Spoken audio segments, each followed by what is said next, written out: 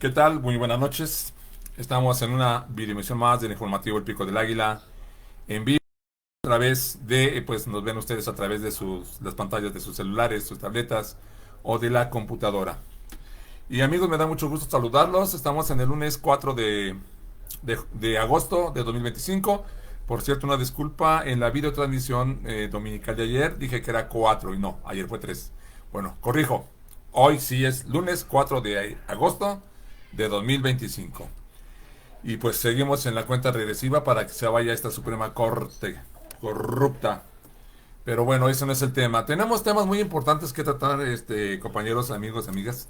Lo primero que quiero yo comentarles es que ustedes recordarán que el plan se formuló un 5 de febrero de 2024, que mi presidente al Congreso, sabiendo que ese año iba a salir ya, dejar la presidencia, y mandó un paquete de reformas en la cual ya se han cumplido varias, como la reforma judicial, la reforma en el caso de los pueblos afrodescendientes, o más bien los pueblos indígenas y afrodescendientes, perdón.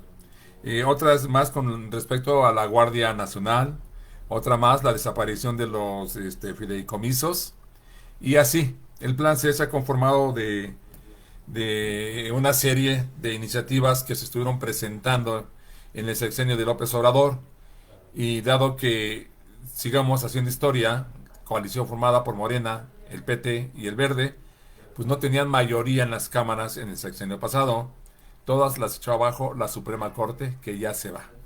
Pero todo eso fue echado abajo, y yo preguntaba en una videomisión especial que les preparé, una línea de tiempo sobre el desempeño de la Suprema Corte, y decía, ¿de qué le sirvió?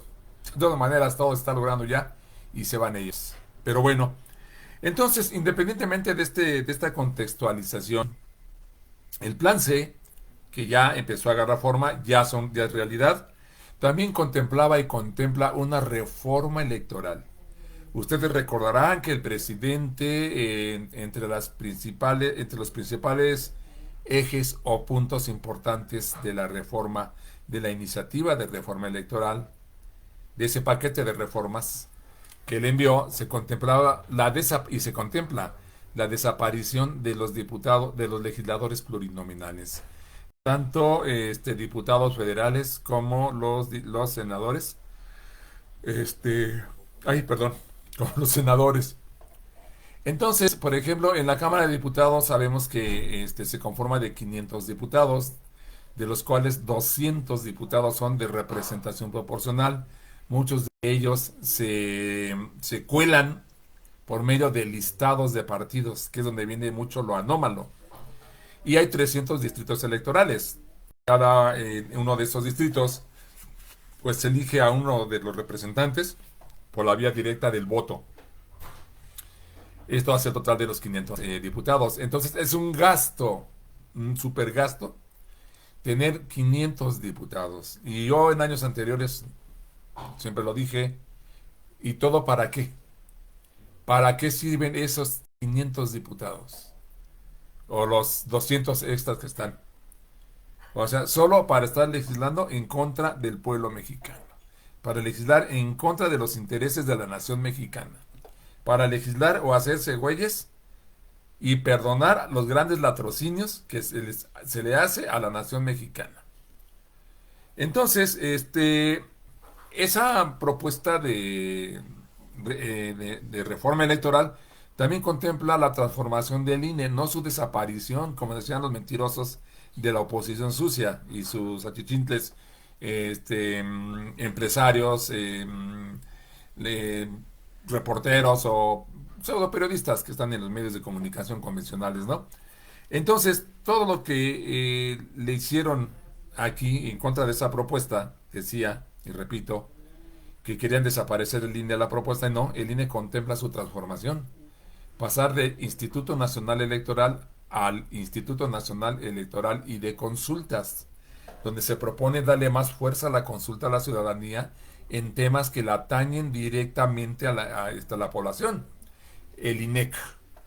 Entre otras cosas, se va a ver también el número de consejeros del INE, la forma en que deben tomarse las decisiones, que creo que va a seguir siendo de forma colegiada, pero con alguna variante.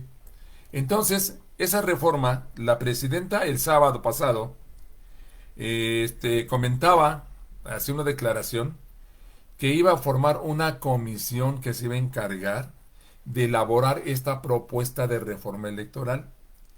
Y para ella nombró como, eh, pues, ¿cómo podríamos decir? Bueno, como cabeza de esa comisión a Pablo Gómez Álvarez, un viejo izquierdista que con todos sus defectos ha sido muy bueno para el debate, muy bueno para las ideas y sobre todo también para elaborar este tipo de iniciativas o de propuestas que tienen que ver en el ámbito legislativo.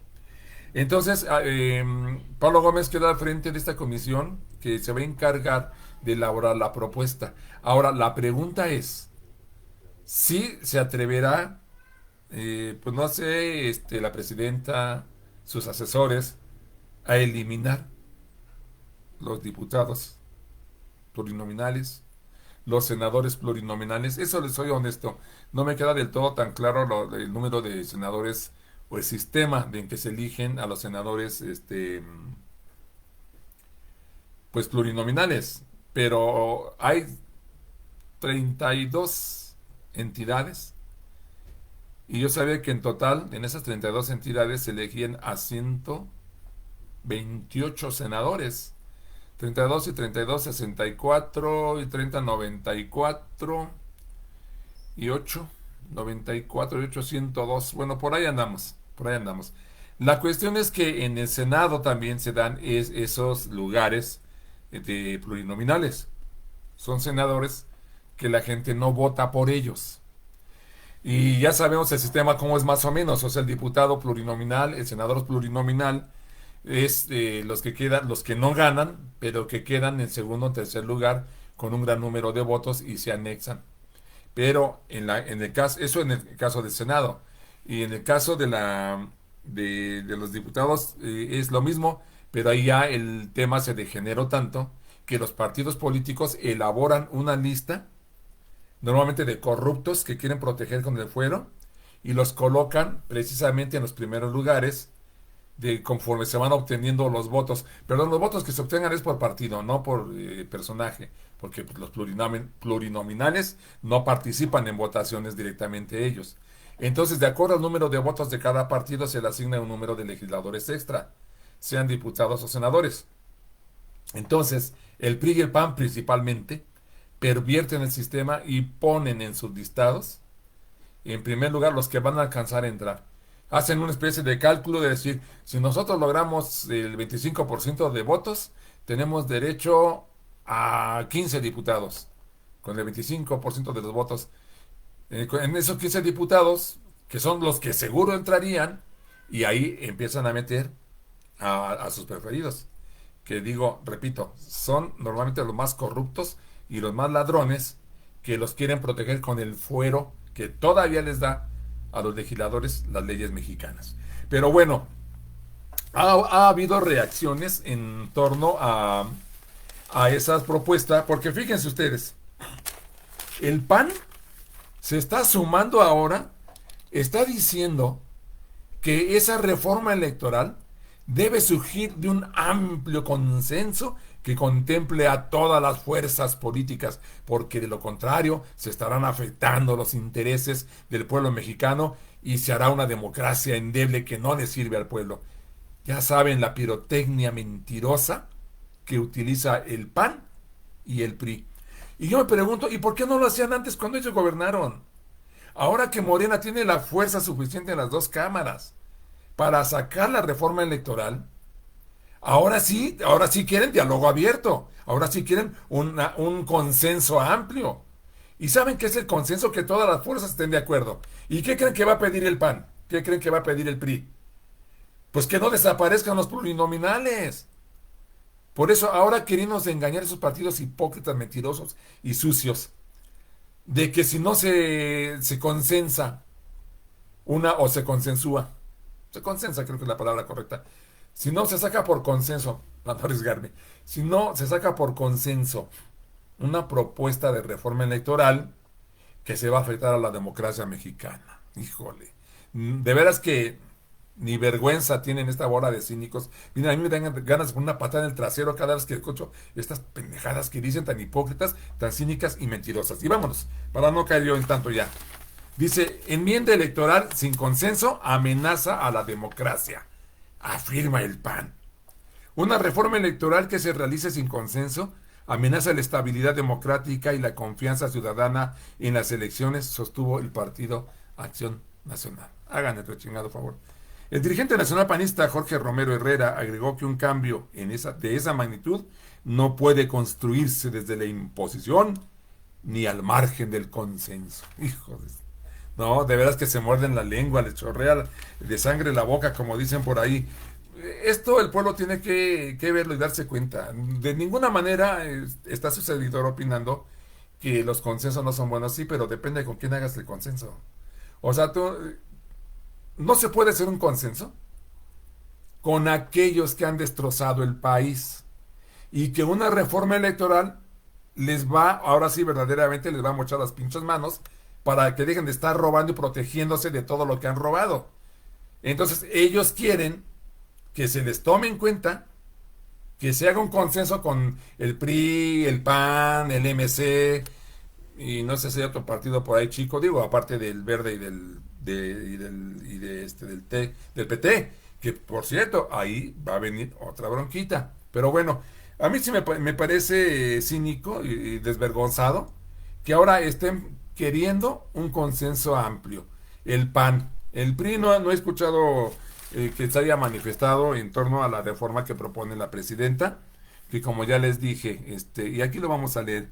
Desde el sábado, cuando se dio a conocer la creación de la comisión presidencial, que estará encabezada por el ahora ex titular, por el ahora ex titular de la Unidad de Inteligencia Financiera, la UIF, Pablo Gómez, el gobierno federal indicó que esa instancia trabajará en coordinación con miembros del Poder Legislativo, académicos, expertos, organizaciones y ciudadanía, y tendrá entre su encargo analizar figuras como la representación popular y mecanismos de participación ciudadana. Bueno, para que vean, aquí está el consenso.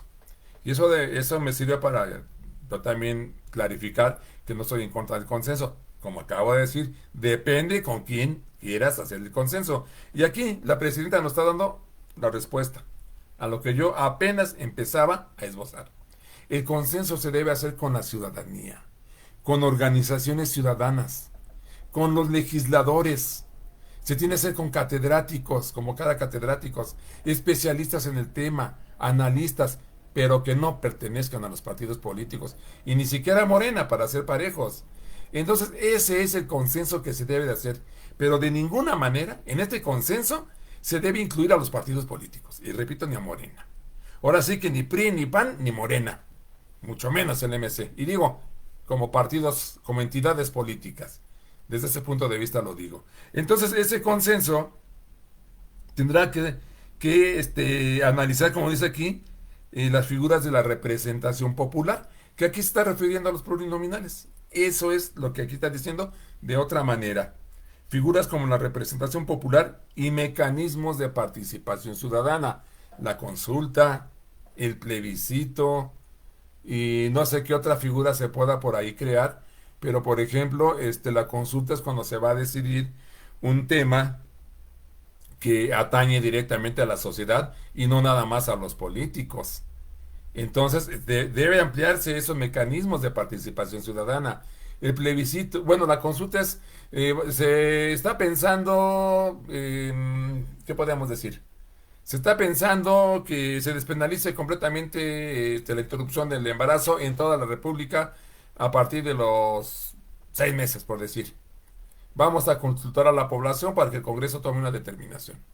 Esa será una consulta.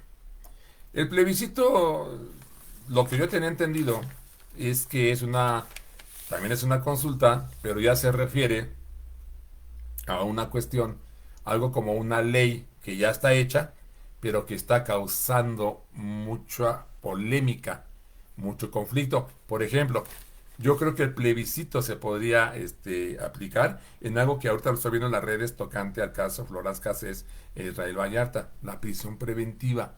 Porque yo la vea desde un modo, desde un ángulo diferente a como lo están expresando ahorita los especialistas en el tema. Entonces, ya existe en el sistema penal mexicano, en el sistema acusatorio, también le llaman así, ¿no? Ya existe la prisión preventiva, pero parece que sí es polémico el tema y ahí se podría armar un plebiscito. Obviamente, o sea, se quita la prisión preventiva o se mantiene y se refuerza. Que ahorita espero que me dé tiempo de comentarios algo de eso. Entonces yo tengo entendido que ese es el plebiscito, cuando te van a consultar sobre una ley que ya está, pero que se va a ver si se tira, se mejora o se modifica. Y la consulta es algo nuevo, algo que no está, y vamos a consultar a ver qué opina el pueblo sobre el embarazo, la interrupción del embarazo, por ejemplo. Bueno, esos mecanismos deben estar, por supuesto. Así tendrá el pueblo mexicano, el ciudadano, tendremos más participación directa en la toma de decisiones, que es lo que realmente importa. Que ya no los políticos se reúnan en lo oscurito o en lo clarito, donde sea, y estén decidiendo desde el escritorio, desde las mesas de los cafés, de los bares, y vayan a saber dónde más se reúnen, que ellos estén decidiendo por el pueblo mexicano. Y entonces, si se llega a cristalizar esta propuesta de la presidenta con estas figuras de reforzamiento de los mecanismos de la participación ciudadana, como la consulta y el plebiscito, y por ahí hay otras, va a ser fabuloso. Que también se decida de una vez por todas la cuestión de los legisladores plurinominales. Porque miren, aquí va a venir la bronca, al que le decía antes, un poquito antes ahorita. Esto va a estar peliagudo, como se dice en el barrio, o se decía cuando yo era chavo. Esto va a estar peliagudo. ¿Por qué? Porque si se legisla de una manera directa en contra de las plurinominales, sean senadurías o diputaciones, los afectados van a ser los aliados de la Cuarta Transformación. Sobre todo el PT, que no ha podido arraigarse como una fuerza de izquierda.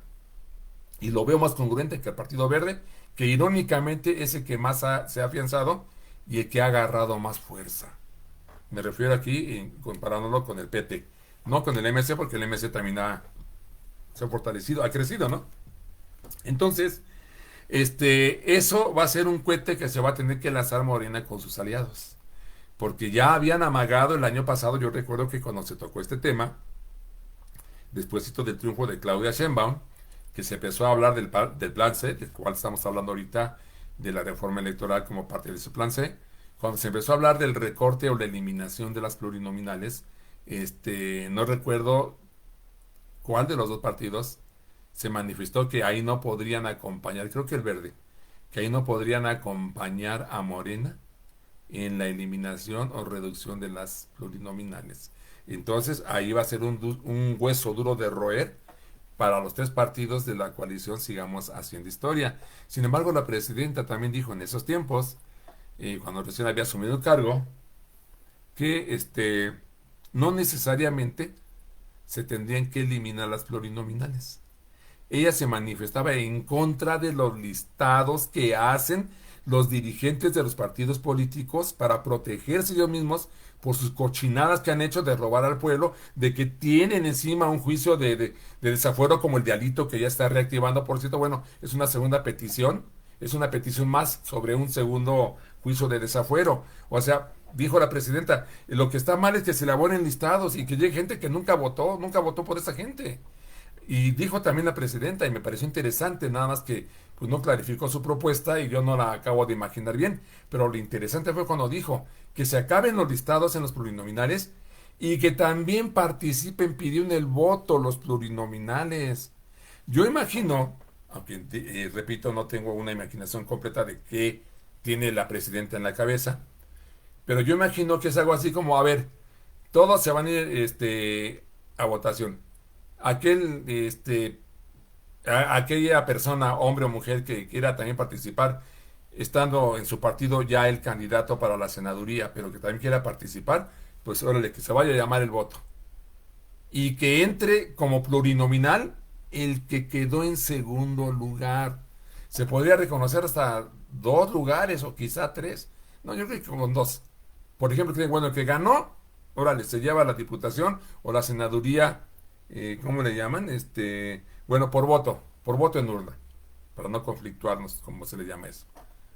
Y el que quede en segundo lugar va de plurinominal. El que quede en tercer lugar va de plurinominal, siempre y cuando hayan salido a hacer campaña. Entonces imaginen que por este distrito 23, estamos el federal en Coyoacán, va a salir candidato, por decirlo, hagamos un ejercicio mental, el candidato o candidata de Morena, si va en alianza con el Partido Verde o el PT, será un candidato por los tres, pero ello también les permitiría que ellos lanzaran otro candidato, no quizá para disputarle el cargo, el puesto al primero, pero quedando en segundo lugar, aunque fíjense que será un desmadre, ¿eh? Pero bueno, sigamos con el ejercicio mental.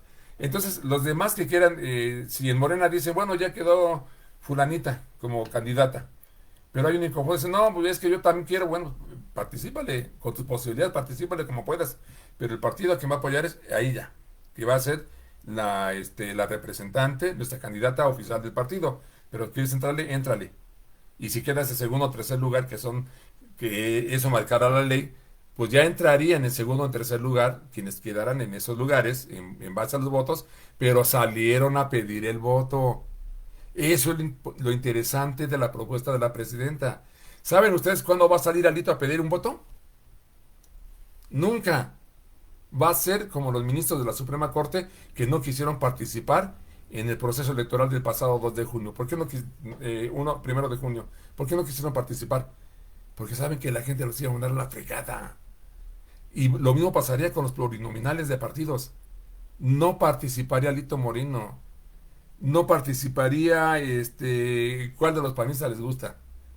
Así de los corruptazos. El presidente del PAN, Jorge Romero Herrera.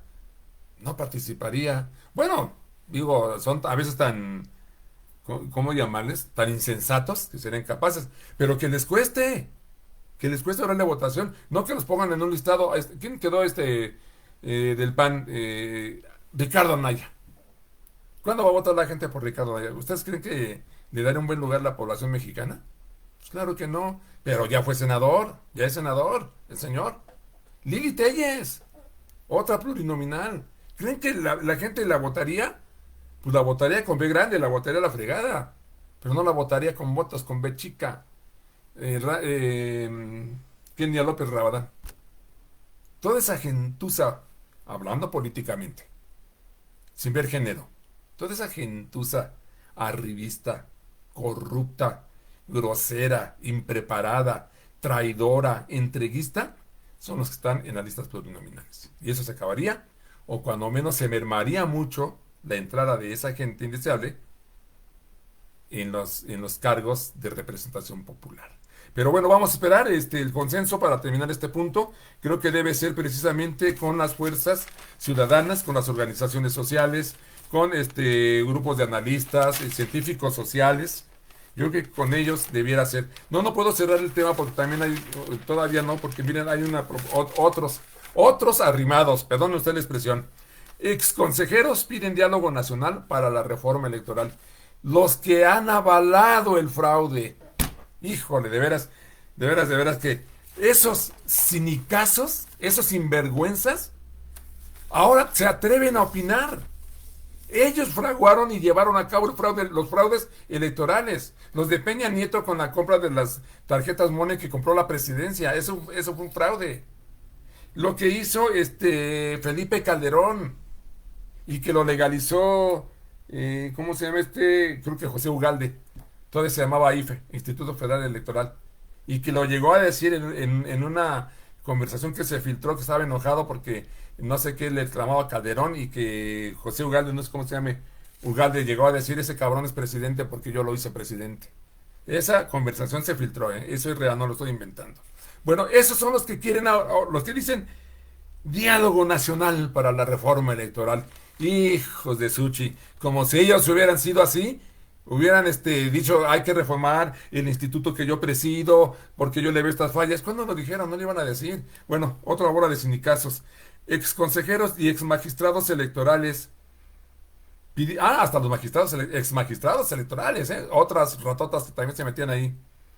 Y ex magistrados electorales pidieron que la eventual reforma comicial del gobierno federal garantice el apego a los más altos estándares de integridad y llamaron a un diálogo nacional para que sea producto de un consenso. Sobre las consejerías y magistraturas, atención con esto que proponen, sobre las consejerías y magistraturas electorales se pronunciaron porque sean designadas o designados en el Congreso y no por voto popular, con perfiles en los que prevalezca la experiencia, el conocimiento, la imparcialidad. ¿No tienen vergüenza la imparcialidad? Bueno, y la técnica. Perdón mi risa, pero es que es increíble que hablen de imparcialidades. ¿Ustedes creen que si el Congreso vuelve a elegir, como ellos dicen, a los magistrados electorales, quién más, y los consejeros, y no por voto popular, que las consejerías y las magistraturas electorales se eligieran no por el voto popular, sino que los decide el Congreso para que haya imparcialidad? ¿Ustedes creen que se van a poner de acuerdo si se repartían ellos?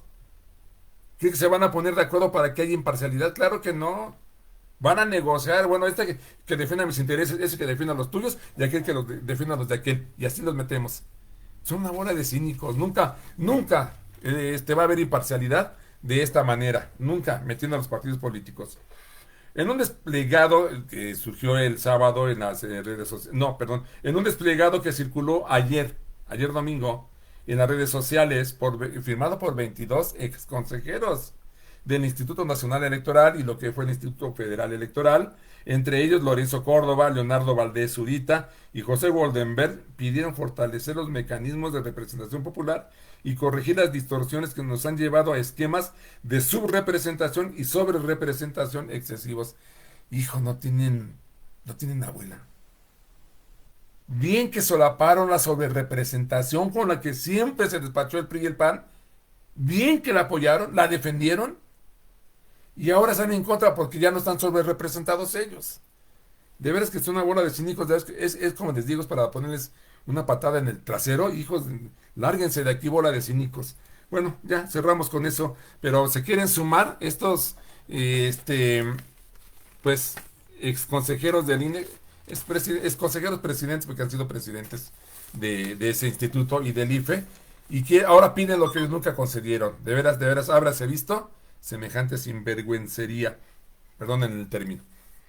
Bueno, vámonos al tema importante porque me parece muy interesante. Vamos a leer íntegra y con eso terminaríamos la sección de México S.A., que es una columna de Carlos Fernández Vega y que siempre toca, muy seguido toca temas muy importantes. Tiene que ver con una nota que se ha dado de que fue atrapada una de las dueñas de la guardería ABC en los Estados Unidos y está retenida, no sé si es un penal, pero está recluida en algún lugar, esperando a que el gobierno mexicano decida qué hace con la señora, porque tenía una orden de aprehensión vigente a raíz de que seguía su proceso en libertad y dejó de presentarse a las firmas y huyó hacia los Estados Unidos. Pues ahí se rompió ya la libertad bajo fianza en lo que se decidía el juicio, y ahora ya es una prófuga de la justicia. Bueno, prófuga no, porque ya la atraparon. Vámonos rápido. Dice, debieron transcurrir poco más de 16 años para que surja la posibilidad de hacer justicia en uno de los casos más abyectos en la historia reciente de la connivencia, o sea, del contubernio, entre los poderes político y judicial, que se daba en el país, quienes actuaron de la mano, el poder político y el judicial, en una descarada operación de Estado para garantizar impunidad a los responsables de la entonces primera dama del país. A ver, no, porque perdí la hilación. Dice que se unieron, se tomaron de la mano el poder político y el poder judicial en una descarada operación de Estado para garantizar impunidad de los responsables, entre ellos parientes de la entonces primera dama del país, hoy diputada panista Margarita Zavala, esposa de Felipe Calderón. Y estos parientes eran nada más nada menos que Marcia Matilde Altagracia Gómez del Campo Tonela. Era una de ellas. Ella era de hecho la principal que tenía la subrogación de la guardería en Hermosillo, Sonora. subrogar, ya sabe, bueno, la figura de subrogar es que el Estado delega una obligación de él, se la delega a un particular, es como una especie de concesión. Subrogaba el gobierno panista la educación de niños a gente supuestamente de la sociedad civil que no era más que los parientes de Margarita Zavala, en la guardería ABC concretamente, y así operaba en todo el país. O sea, no necesariamente eran parientes, sino que eran muy cercanos al Partido Acción Nacional a quienes subrogaban. O sea, una función que tenía y tiene que cumplir el Estado mexicano, se la dejaban a particulares. Y ahí vino la desgracia de los 49 chiquitos que perdieron la vida en aquel lejano 2009. Se trata del incendio en la guardería ABC de Hermosillo, ocurrido el 5 de junio de 2009, en el que murieron 49 niños y 106 más resultaron heridos de gravedad con secuelas de por vida. Los responsables de esta tragedia se mantienen impunes, no sin operación de Estado ordenada por el entonces inquilino de Los Pinos, Felipe Calderón Hinojosa. El secretario de Gobernación, Fernando Gómez Montt, el resto de su pandilla y los ministros de la Suprema Corte de Justicia de la Nación, SCJN, entonces presidida por Mariano Azuela Huitrón, ya jubilado el señor, quién sabe si viva, creo que ya falleció. La información llega la información llega desde Hermosillo, a más de 16 años de la tragedia de la guardería ABC, nos dice Cristina Gómez Lima, es una nota de ella. A más de 16 años de la tragedia de la guardería ABC en Hermosillo, el colectivo Manos Unidas por Nuestros Niños informó que Sandra Luz Telles Nieves, una de las socias propietarias de la estancia infantil, fue recluida en el centro de detención en Eloy, Arizona, derivado de una orden de reaprehensión emitida en México. La organización pidió a la presidenta Sheinbaum su intervención para garantizar que Telles Nieves sea extraditada y cumpla con la sentencia definitiva emitida en su contra por la SCJN. Es culpable del delito de homicidio culposo y no una perseguida política como pretenden posicionarla sus abogados en Arizona, expresó Juana Luna Hernández, presidenta del colectivo, a través de una carta pública. El grupo exige a las autoridades mexicanas que no permitan que se encubra con un argumento político a quien consideran una responsable directa del crimen que marcó al país. Se trata de uno de los casos más abyectos de los impartidores de justicia del país, quienes cubrieron con su ilegal manto protector a los responsables de esta tragedia, todos parientes, amigos, funcionarios y asociados del poder político federal estatal.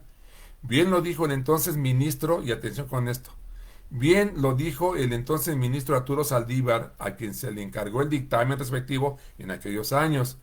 Él dijo: es necesario que la SCJN envíe un mensaje claro a la sociedad de que nuestro país debe dejar de ser un lugar donde todo pasa y no pasa nada, en el que suceden cosas muy graves y no hay consecuencias, en el que pueden morir 49 niños quemados por negligencias de las autoridades y no hay responsables. No basta con el pésame, el luto o las lamentaciones. Si la muerte de 49 niños no es suficiente para señalar a los responsables, ¿qué tiene que pasar en este país para que actuemos con energía? Tengamos claro que servidores públicos, tengamos claro que servidores públicos y responsables constituyen un Estado irresponsable. Ni más ni menos, que define perfectamente bien la justicia, que lamentablemente todavía se encuentra. En aquel tiempo la definió Arturo Saldívar, el exministro y expresidente de la Suprema Corte. Y continúo con la lectura de México S.A.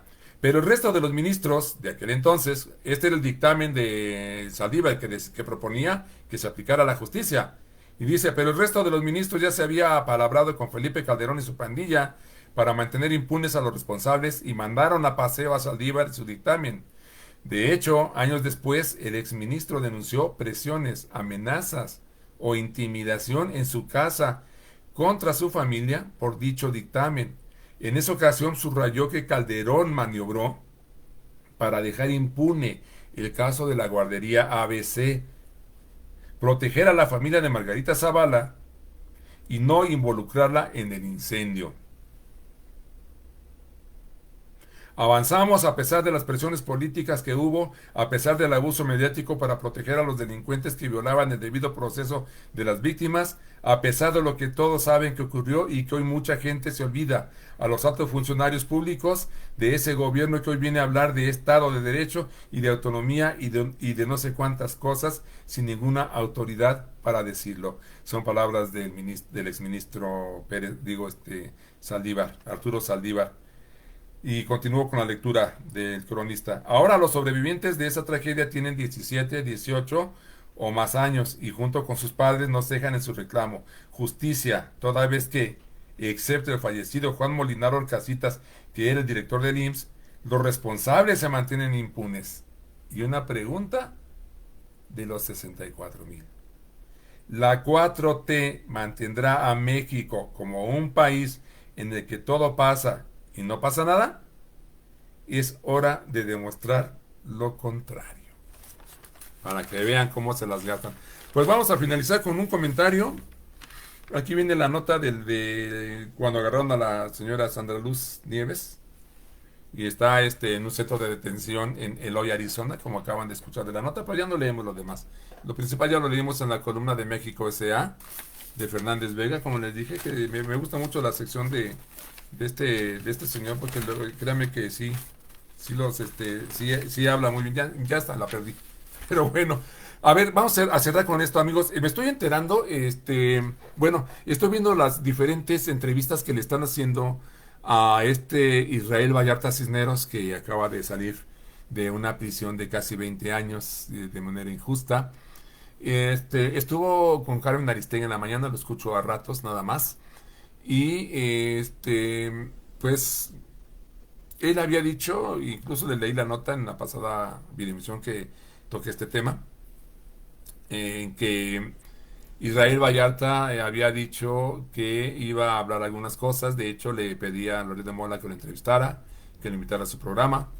Y él, cuando salió del penal del altiplano en el Estado de México, cuando salió, eso no se los comenté, se los comento ahorita, él dijo que iba a buscar cómo difundir todo lo que él sabe sobre este caso, creando una expectativa de que él tiene información del teje y maneje sobre montaje televisivo que llevó a cabo Carlos Loret de Mola y Televisa. Pero en las entrevistas que vi con Carmen Aristegui, no, está muy light este chavo. Y creo que lo estaba entrevistando, ahorita, que nos dejó insatisfechos por la manera en que se está... este chico Pedrero, Manuel Pedrero. Entonces, pues miren, una cosa hay que reconocerle a Israel Vallarta, que no sale rencoroso, no sale amargado, le arrebataron 20 años de su vida, chinga. ¿No? Entonces, bueno, hay que reconocerle, ¿no? Es un ejemplo de entereza, el que no salga echando madres y amenazando o maldiciendo, ¿no? Que tenía todos los derechos del mundo de hacerlo, honestamente. Bueno, no lo está haciendo, hay que reconocerlo. Pero pues también como que no se ve bien diciendo, no, es que yo no soy nadie para decir quién es Calderón, yo no soy nadie para juzgar a Vicente Fox, yo no soy nadie para... Entonces, ¿de qué estamos hablando, maestro? O sea, si estamos de acuerdo en que no haga condenas, en que no tenga rencor, en que no se amargue, y tampoco queremos que le tire a ellos, no queremos que se comporte como un agente político, no, pero también renunciar, o sea, renunciar a un derecho de decir, bueno, es que claro que hay gobiernos implicados, o sea, yo no veo partidos, yo veo gobiernos, o sea, yo esperaba que él dijera algo así, ¿no? Yo no veo partidos, yo veo gobiernos. Y los gobiernos pues son esto y esto, pero no, miren, creo que ha hablado mucho de Dios, ha hablado mucho de que no va a condenar a nadie, de que no quiere nada, que no pide nada, y otra vez Diosito, y también es respetable. Pero entonces nos había creado una expectativa cuando al salir en las puertas del penal del Altiplano en el Estado de México, dijo que él iba a decir muchas cosas que él sabía sobre este caso. Y yo no creo que hayan sido las plegarias que ahora está diciendo, ¿no? Perdón, lo digo con respeto. Ahora las menciones de Dios y yo quiero estar en paz y no soy quien para juzgar o para decir, para calificar un gobierno. Bueno, pues respetamos, ¿no? Pues respetamos, es libertad de expresión, pero pues entonces para qué nos causa una expectativa, ¿no? Que pues decíamos que iba a decir y no iba a decir. Pero bueno, también hay una entrevista, ya tiene sus años, con esta Sabina Berman en su pues excelente programa de largo aliento, también lo entrevistó. Algo que también lo tocaron en la mañana, no alcancé a ver antes de irme a trabajar. Los grandes periodistas como es este de Álvaro Delgado y Alejandro Páez, ¿no? Excelentes. Estaban tocando el capítulo de un libro que lo voy a comprar porque tiene que ver con esto. Y de hecho leyeron, busquen en las redes, se lo recomiendo. Hablaron del libro de Jorge Volpi, que sobre el caso de Israel Vallarta y Florence Cassé. Ahora me dicen que no es Cassés, que es Cassé, que así se pronuncia en francés. En francés. Pero bueno, entonces, Florent Cassés o Florent Cassé, Jorge Volpi hizo su novela, así se llama su libro, novela criminal. Y los periodistas dijeron qué capítulo leyeron, que se titula El Canal de las Estrellas, en ese libro de Jorge Volpi, y sale todo el teje-maneje y cómo se empezaron a dar cuenta del telemontaje de, de esta... ahí menciona a una colombiana, que era una reportera, que ella estaba viendo, dice, con muchos de nuestra casa, estaba viendo esa mañana donde irrumpían y decían, hemos agarrado a 2 peligrosos secuestradores y hemos liberado a 3 víctimas. Y cuando ella empezó dice, lo que no saben es que nosotros tenemos, los periodistas tenemos un ojo clínico, nos enseñan a entrenar el ojo, algo así dijo. Y luego me di cuenta, le dije a mi acompañante, oye, ese es un montaje, ¿verdad? O sea, ella luego se dio cuenta y siguió adelante, siguió adelante. Entonces, en ese capítulo, no recuerdo el número de capítulo de Jorge Volpi, su novela criminal, pero se llama ese capítulo El Canal de las Estrellas, y está narrando todo esto. Lo platicaron excelentemente, lo leyeron, además leyeron, si no todo, gran parte de los periodistas leyeron en la mañana, y ahí está, buscan en las redes, ese capítulo titulado, repito otra vez, El Canal de las Estrellas, donde está narrado todo esto del telemontaje, cómo se dieron cuenta, cómo empezaron a confrontar a García Luna y a todos los cuerpos policiales, bueno, los mandos policíacos de aquella época. Y ya más ampliado el tema lo vi con Sabina Berman hace unos momentos, que es un programa ya tiene 1 o 2 años, todavía estaba gobernando nuestro presidente López Obrador, donde Jorge Volpi, el autor de esta novela, está haciendo pues unas menciones bastante interesantes, sobre todo también que Sabina Berman pues lo lleva por ese camino para cuestionarle, bueno, Israel Vallarta, ¿era inocente o no es inocente o no? ¿Era secuestrador? ¿Sí o no? Y Volpi pues, no va más allá, ¿no? Aunque él aclara que su novela está basada en puros hechos reales. Y yo digo, bueno, entonces ¿por qué le llamaste novela? Porque sí, verdaderamente creo que está basada en hechos reales. Pero a ver, se me está escapando un tema que ahorita les iba a comentar respecto a eso, no era nada más, sino que su libro, Jorge Volpi, bueno, mejor voy a comprar el libro y a ver si luego lo platicamos, aunque el tema pues va a pasar, va a perder vigencia, ¿no? No sé qué vaya a suceder, si Israel Vallarta se va a decidir finalmente a hablar algo de lo que según él prometió que iba a hablar, refiriéndose a su caso en concreto, o nada más va a seguir dando las gracias, pues a lo que él llamó Dios, y ya va a dejar el tema por la paz. Bueno, nada más comentarles que en la mañana estuvo con Carmen Aristegui y me sigue sorprendiendo los niveles de veneno que tiene la señora Carmen Aristegui, de verdad, de verdad. Lo entrevistó muy largo tiempo por lo que dijo Carmen. Yo la habré escuchado como unos 15 minutos. No, menos. Como diría Peñandito. No, menos 20, ¿no? Pero bueno, yo creo que lo escuché como de 10 a 15 minutos. Y al finalizar en esa extensa entrevista, donde también estuvo bien pasivo, lo que yo escuché, Vallarta, donde también estuvo muy pasivo, al final le dice Carmen Chayistegui, bueno, y te quiero preguntar, palabras más, palabras menos, ¿eh? Bueno, te quiero preguntar, Israel, ¿tú qué opinas?